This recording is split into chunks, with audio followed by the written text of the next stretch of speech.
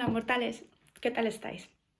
Mi nombre es Lorena Busto, trabajo en la tesorería de un banco en Reino Unido y voy a explicaros para qué sirve un banco central. Bueno, lo primero a mencionar que un banco central es una institución independiente de los gobiernos. Los gobiernos son los encargados de la política fiscal, es decir, gestionan los impuestos y el gasto público de los países, como todos muy bien sabemos, pero ¿qué hace un banco central? Bueno, en el caso de la zona euro, siempre que hablemos de Banco Central, nos estaremos refiriendo al Banco Central Europeo. El Banco Central Europeo tiene un objetivo claro de estabilidad de precios, es decir, que la inflación no sea muy alta, pero tampoco muy baja.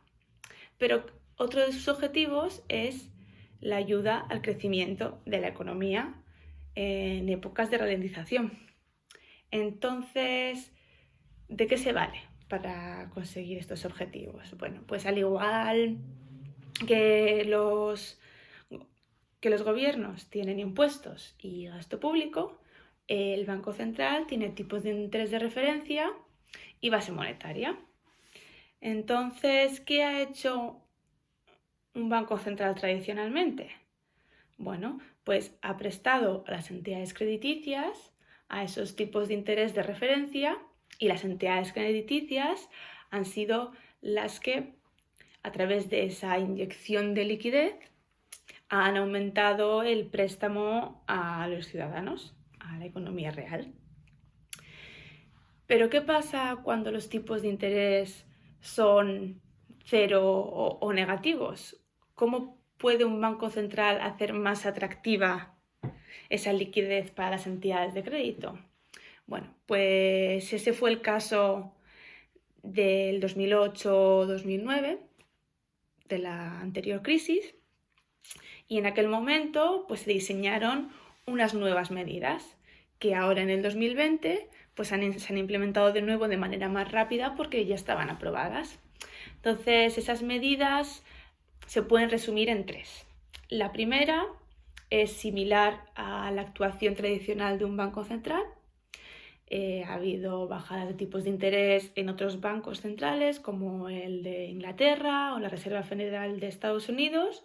No ha sido posible para el Banco Central Europeo, pero lo que sí ha podido hacer es aumentar esa base monetaria, es decir, esa cantidad de dinero que está dispuesta a inyectar en la economía.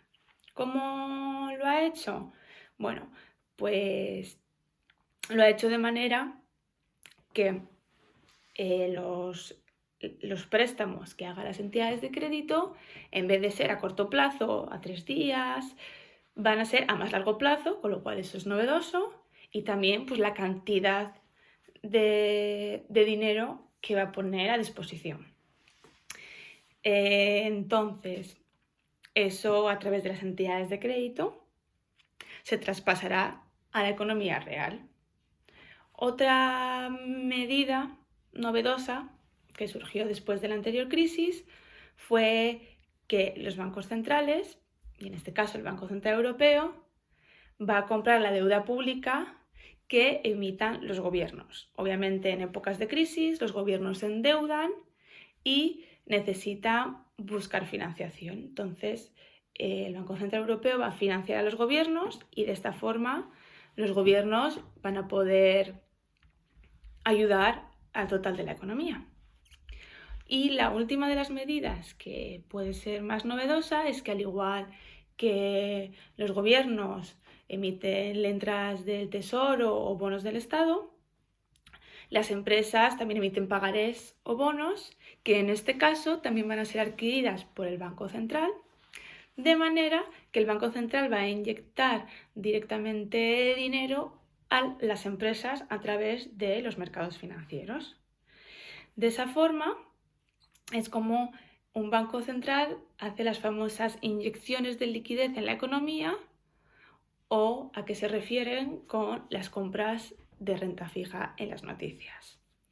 De modo que el Banco Central canaliza toda su ayuda a través de las entidades de crédito, básicamente, para que llegue a los ciudadanos, o ayuda directamente comprando deuda pública de los estados, o financia a las empresas comprando mercados financieros, sus pagarés y bonos, de modo que ayude al crecimiento de la economía. Espero que os haya quedado un poquito más claro para qué sirve un banco central y cómo esas medidas que se toman ahí en Frankfurt llegan hasta nosotros los ciudadanos de a pie.